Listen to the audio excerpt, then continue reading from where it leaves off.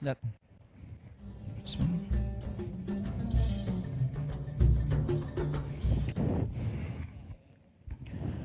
Assalamualaikum warahmatullahi wabarakatuh.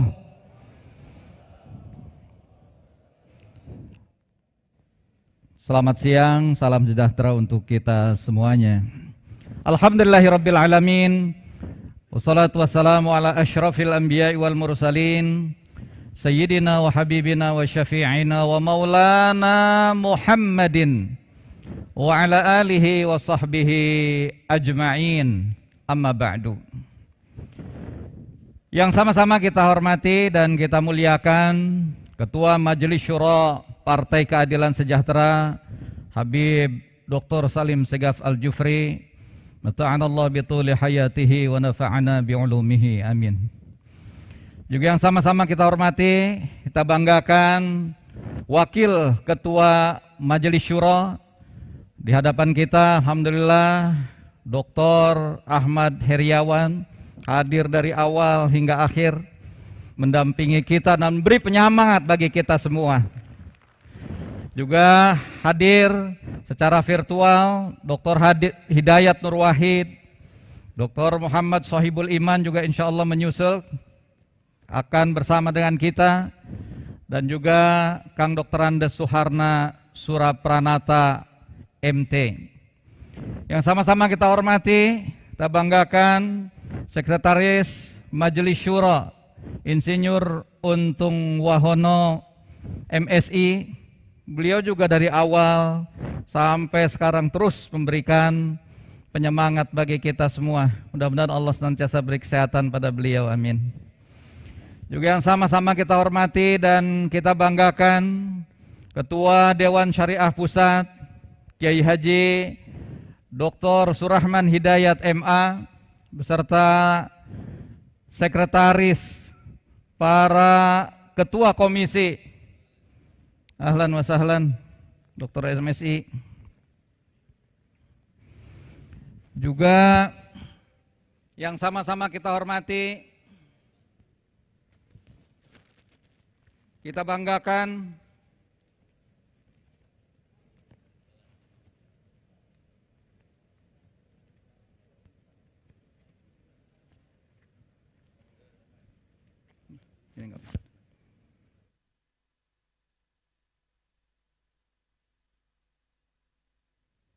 juga sama-sama kita hormati dan kita banggakan Ketua Majelis Pertimbangan Partai Dr. Suswono beserta Sekretaris dan para Ketua Komisi yang saya banggakan. Yang sama-sama kita hormati, kita banggakan Sekretaris Jenderal PKS Habib Abu Bakar Al-Habsyi, dan juga yang sama-sama kita hormati Bendahara Umum Haji Mahfuz Abdurrahman Esos, dan kita doakan mudah-mudahan Allah memberikan kesehatan pada beliau, amin.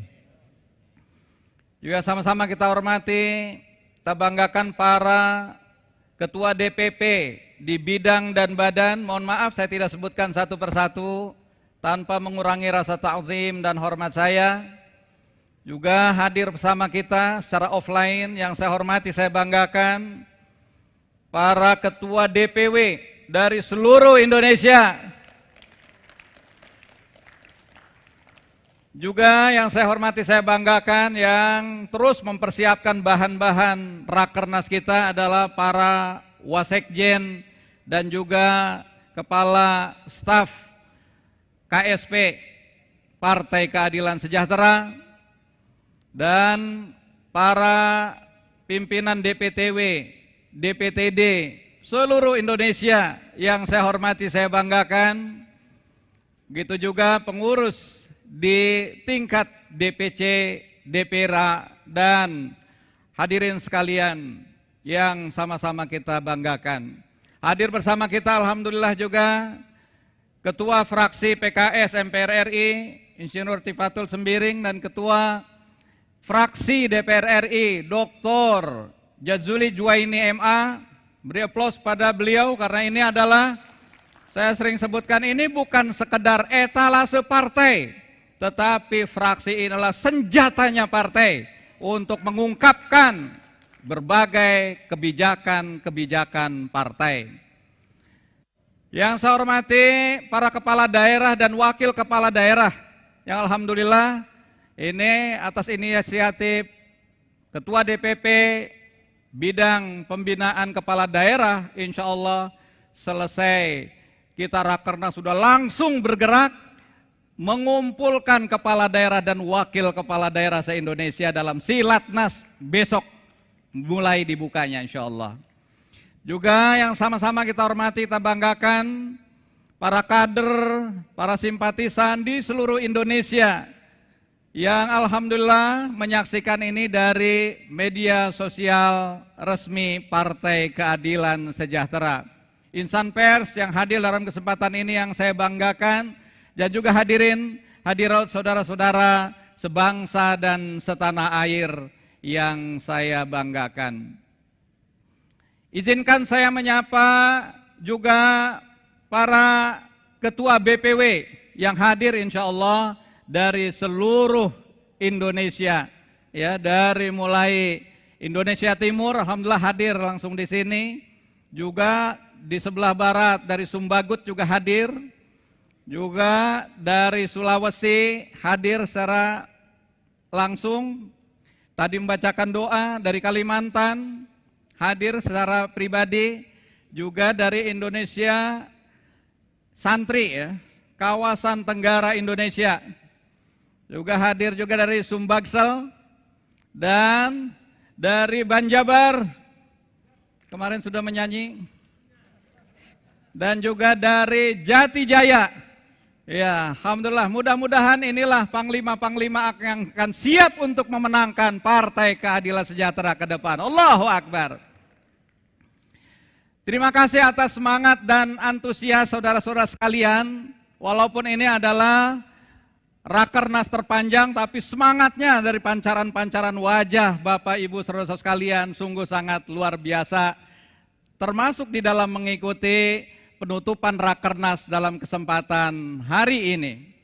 Kehadiran Bapak Ibu saudara-saudara sekalian ini sangat berarti, dan insya Allah ini menjadi sebuah bukti bahwa kita akan terus bersama-sama berjuang bersama PKS untuk melayani dan membela rakyat. Allahu Akbar.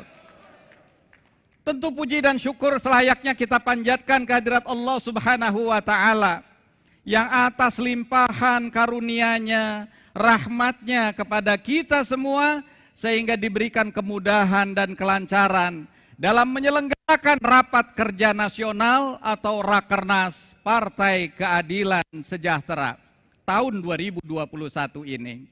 Saya menyampaikan apresiasi kepada seluruh panitia Rakernas yang diarahkan langsung oleh Sekretaris Jenderal Habib Abu Bakar Al-Habsyi yang telah menyiapkan siang dan malam persiapan rangkaian Rakernas ini dari tanggal 1 hingga tanggal 18 Maret 2021. Ini adalah rangkaian Rakernas yang cukup panjang.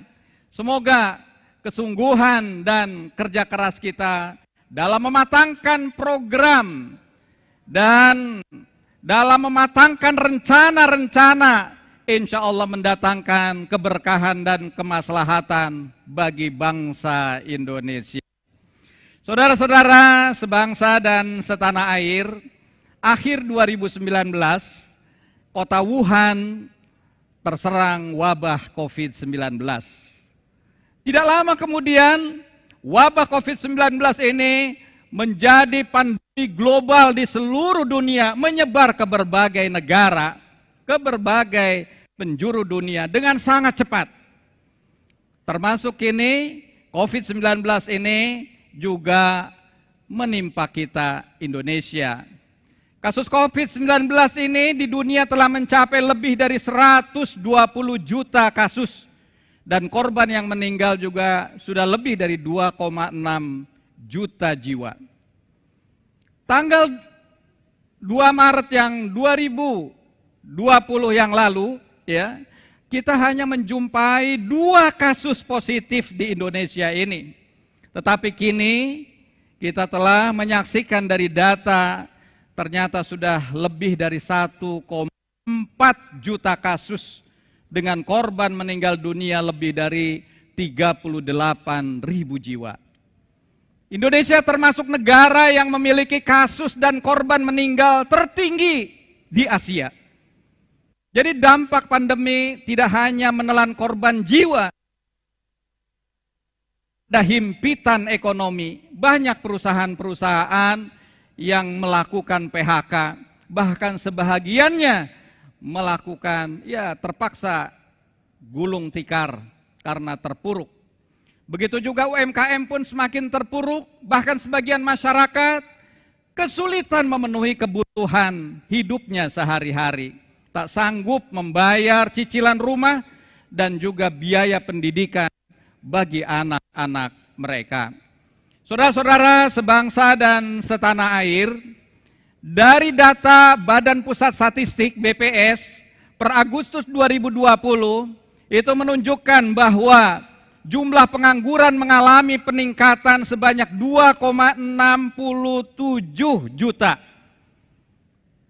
Jadi sehingga angkatan kerja di Indonesia yang menganggur sekarang ini bertambah menjadi 9,77 juta orang. Jadi sementara jumlah penduduk miskin pada September 2020 tercatat sekitar 27 juta orang lebih. Sehingga peningkatan 1,13 juta orang ini terjadi sejak Maret 2020. Dunia saat ini dalam proses transisi. Setiap negara sedang menentukan nasib dan takdirnya masing-masing. Krisis menampilkan dua wajah. Wajah pertama adalah ancaman dan wajah kedua adalah peluang. Ini saya belajar dari Dr. Soebul Iman, katanya begitulah penulisan kanji ya. Krisis itu bermakna begitu. Jadi satu sisi dia menjadi ancaman, satu sisi yang lain adalah peluang. Semua itu tergantung kepada cara pandang sebuah bangsa dalam menghadapi krisis. Sebagai bangsa yang percaya kepada Tuhan yang Maha Esa, maka kita dituntun oleh Allah Subhanahu wa Ta'ala bahwa bersama kesulitan ada kemudahan. Inna ma'al usri yusra. Bersama dengan kesulitan akan ada kemudahan. Tentu saja mengubah krisis menjadi sebuah peluang bukan hanya dengan berpangku tangan, tetapi harus berjuang mulai dari diri kita masing-masing. Kita sebagai umat yang beragama, sebagai seorang muslim, diingatkan oleh Allah Subhanahu wa Ta'ala dalam surah Ar-Ra'd ayat 11 yang mungkin sudah sama kita hafal. Di mana Allah berfirman, A'udzubillahi minasyaitonirrajim. Innallaha la yughayyiru ma biqaumin hatta yughayyiru ma bi anfusihim. Allah tidak akan merubah keadaan suatu kaum sehingga mereka merubah keadaan yang ada pada diri mereka sendiri. Maka saatnya Partai Keadilan Sejahtera berjuang bersama-sama masyarakat, semakin kokoh dalam melayani dan membela negeri. Siap? Allahu Akbar. Saudara-saudara sebangsa dan setanah air, sejarah mengajarkan kepada kita bahwa bangsa yang berhasil melalui krisis dan bangkit menjadi bangsa yang maju adalah bangsa yang memiliki visi kepemimpinan nasional yang kokoh. Kita sangat bersyukur para pendiri bangsa Indonesia telah melakukan visi kepemimpinan nasional dalam Pancasila. Pancasila adalah pandangan hidup bangsa. Kita harus menjadikan visi kepemimpinan nasional ini sebagai moral kompas dalam menyelesaikan berbagai permasalahan yang melilit bangsa ini. Saudara-saudara sekalian, sebangsa dan setanah air, izinkan saya mengulas satu persatu visi kepemimpinan nasional yang telah diwariskan oleh para pendiri bangsa ini. Yang pertama adalah visi ketuhanan. Bangsa Indonesia terlahir sebagai bangsa yang religius, yakni bangsa yang menjunjung tinggi nilai-nilai ketuhanan. Bangsa yang senantiasa menempatkan agama dalam tempat yang mulia. Indonesia bukan negara sekuler. Indonesia bukan negara komunis yang mengabaikan peran agama dalam membangun bangsa dan negara. Jika ada kebijakan yang berusaha memarjinalkan atau bahkan menghilangkan peran agama dalam proses pembangunan di negeri ini, maka itu adalah tindakan yang mengkhianati visi ketuhanan. Oleh karena itu, jika benar peta jalan pendidikan nasional tidak memasukkan peran agama dalam visi pendidikan nasional, maka kebijakan tersebut harus dikoreksi karena tidak sesuai dengan visi ketuhanan. Saya terima kasih kepada fraksi yang sudah menyuarakan ini. Visi ketuhanan adalah bukti nyata bahwa kepemimpinan bangsa harus dimulai dengan semangat menghormati dan memuliakan ajaran dan nilai-nilai agama. Insinyur Soekarno, Dr. Muhammad Hatta, Muhammad Nasir, juga Haji Agus Salim, Panglima Besar Jenderal Sudirman, Kiai Haji Wahid Hashim, dan juga Ki Bagus Hadikusumo, serta Mr. Maramis dan pendiri-pendiri bangsa yang lainnya menyadari bahwa amanah kepemimpinan tidak hanya bersifat duniawi, tetapi juga ukhrawi. Kepemimpinan tidak hanya membangun kemajuan fisik semata, tetapi juga berdimensi membangun jiwa kita semuanya. Membangun dimensi transendental. Hal itu tercermin dari lagu kebangsaan yang kita nyanyikan tadi. Kita menyanyikan bangunlah jiwanya, bangunlah badannya untuk Indonesia Raya. Merdeka! Saudara-saudara sebangsa dan setanah air. Kedua, visi kemanusiaan. Tanggung jawab negara adalah memanusiakan manusia, menjaga harga diri dan martabat manusia, melindungi hak-hak asasi manusia, dan memajukan kualitas sumber daya manusia. Indonesia bukan negara kapitalis liberal yang meletakkan kepentingan pembangunan ekonomi di atas nilai-nilai kemanusiaan.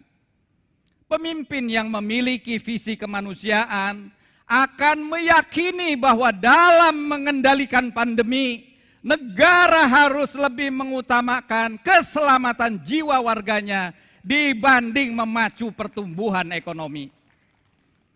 Saudara-saudara sebangsa dan setanah air, yang ketiga, visi kebangsaan.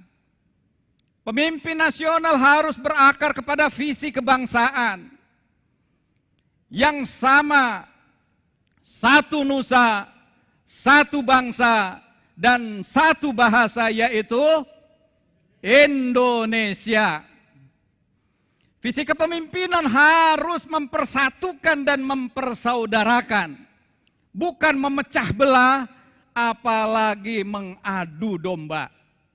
Di tangan pemimpin yang memiliki visi kebangsaan, Pancasila akan menjadi energi besar yang menyatukan seluruh komponen bangsa Indonesia. Tetapi sebaliknya, jika pemimpin buta visi kebangsaan, maka Pancasila akan dijadikan alat kekuasaan untuk memberangus kelompok-kelompok yang dianggap mengancam kekuasaan. Bangsa ini membutuhkan kepemimpinan yang bisa membawa perasaan yang sama, satu rasa, satu nasib, dan satu penanggungan. Pemimpin yang ketika berbicara rakyat siap untuk mengikuti kata-katanya. Pemimpin yang ketika bekerja, rakyat bisa menikmati hasil karyanya. Dan pemimpin yang ketika berbuat salah, berlapang dada menerima nasihat dari rakyat yang dipimpinnya. Saudara-saudara, sebangsa dan setanah air yang saya cintai, saya banggakan. Yang keempat adalah visi kerakyatan. Indonesia dibangun dengan semangat gotong royong oleh para pendiri bangsa ini. Mereka mewariskan apa yang kita kenal dengan konsep demokrasi, permusyawaratan, dan perwakilan. Itulah visi kerakyatan. Itulah visi kerakyatan. Hari-hari ini kita menyaksikan bahwa demokrasi kita mengalami kemunduran dan keluar dari fitrahnya. Setelah lebih dari 2 dekade pasca reformasi, Indonesia gagal melakukan konsolidasi demokrasi. Hingga hari ini kita menyaksikan demokrasi di Indonesia perlahan-lahan menuju jurang kehancuran. Kebebasan sipil semakin menurun. Indeks demokrasi juga semakin turun. Sementara penyalahgunaan kekuasaan serta praktek korupsi semakin menjadi-jadi. Adanya wacana penambahan masa jabatan presiden menjadi 3 periode membuat demokrasi kita semakin mundur ke belakang. Undang-Undang Dasar Negara Republik Indonesia tahun 1945 pada pasal 7 telah tegas mengatur jabatan presiden hanya 2 periode. Pentingnya pembatasan jabatan dari adanya penyelewengan kekuasaan, korupsi, kolusi, dan nepotisme. Selain itu, pembatasan 2 periode untuk memastikan bahwa kaderisasi kepemimpinan nasional berjalan dengan baik. Rakyat harus diberikan pilihan calon-calon presiden baru yang akan memimpin Indonesia ke depan. PKS meyakini bahwa negeri ini memiliki banyak stok pemimpin dan tokoh yang akseptabilitas dan punya kapasitas, punya kredibilitas untuk memimpin bangsa ini ke depan.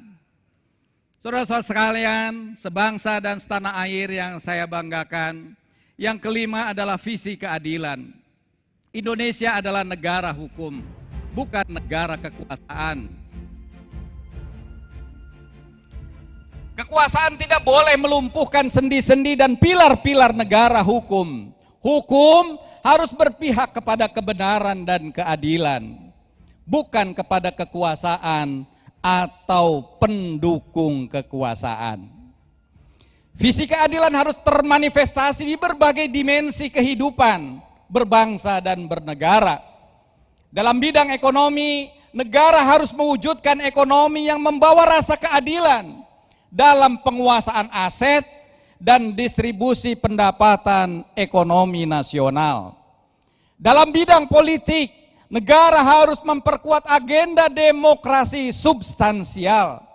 Dalam bidang hukum, negara harus konsisten mewujudkan pemerintahan yang bersih dan berwibawa, serta berpegang teguh dalam menegakkan supremasi hukum di atas kepentingan politik maupun ekonomi.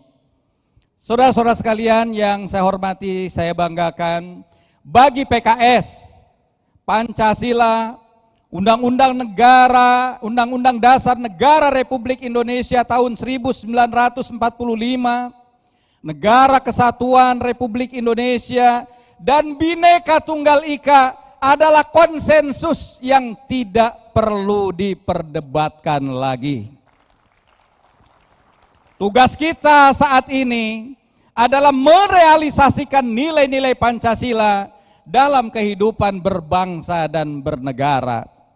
5 visi kepemimpinan yang bersumber dari Pancasila yang tadi saya sebutkan merupakan panduan bagi kita semuanya.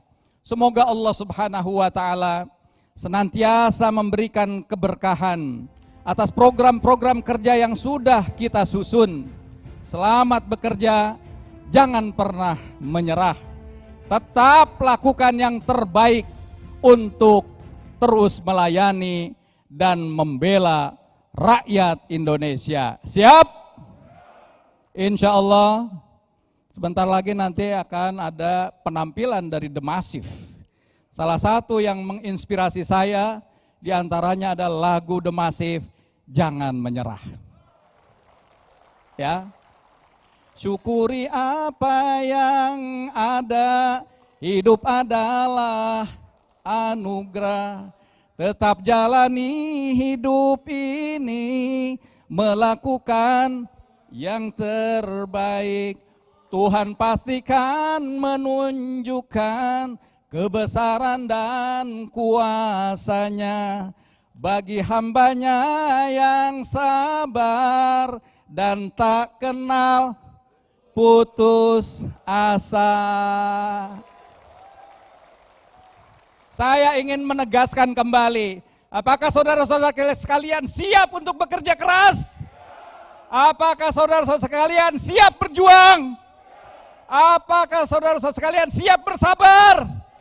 Apakah saudara-saudara sekalian siap untuk tidak berputus asa? Mari kita nyanyikan bersama tadi ya. Refnya aja. Jangan menyerah gitu ya. Iya, jangan menyerah. Bersama-sama ya. Jangan menyerah, jangan menyerah, jangan menyerah. Jangan menyerah, jangan menyerah, jangan menyerah. Oh.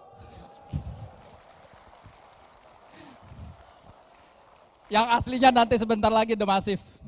Terima kasih atas semua yang sudah diberikan kontribusi-kontribusi di dalam Rakernas ini. Dan saya mengajak kepada Bapak, Ibu, saudara-saudara sekalian, apapun sukunya, apapun agamanya, apapun profesinya, tua maupun muda, di seluruh tanah air, mari bergabung bersama di dalam bekerja dalam pelayanan, pemberdayaan dan pembelaan bersama Partai Keadilan Sejahtera. Saya tutup dengan pantun. Karena berharap sesuap nasi, pedi, atasi masalah dan cari solusi, bersama PKS terus mengabdi. Allahu Akbar. Saya ucapkan fasiru bi barakatillah fa innakum faizun. Berjalanlah di dalam keberkahan Allah Subhanahu wa taala. Sesungguhnya Bapak Ibu saudara sekalian adalah para pemenang. Dan dalam suasana Rakernas ini juga saya memberikan bekal dengan kemarin di launching bedah buku yaitu Mental Pemenang. Semua sudah dibagikan, tinggal mau membacanya dan menjadikan isi buku itu kita implementasikan dalam kehidupan kita sehari-hari. Kurang lebihnya saya mohon maaf. Billahi taufiq wal hidayah. Wallahul muwafiq ila aqwamit thoriq. Nasru minallahi wa fathun qarib. Wassalamualaikum warahmatullahi wabarakatuh. Allahu Akbar. Allahu Akbar. Allahu Akbar. Merdeka.